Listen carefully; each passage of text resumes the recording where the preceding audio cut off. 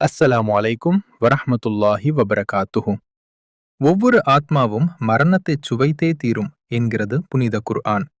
இந்த உலகில் நாம் எதைச் சாதித்தாலும், எங்கு ஒளிந்து கொண்டாலும் மரணம் நம்மை தேடி வரும். ஆனால் அந்த ரூஹ் நம் உடலை விட்டு பிரியும்போது உண்மையில் என்ன நடக்கும்?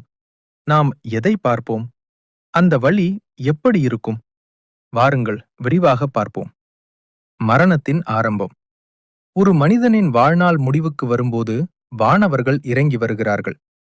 நல்லடியார்களாக இருந்தால் வெண்மையான முகத்துடன் சுவனத்தின் வாசனையுடன் வானவர்கள் வருவார்கள்.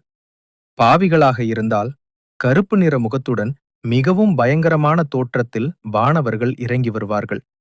இந்த நேரத்தில்தான் ஒரு மனிதனுக்கு சக்கரத்துல் மவுத் எனப்படும் மரண வேதனை ஆரம்பமாகிறது.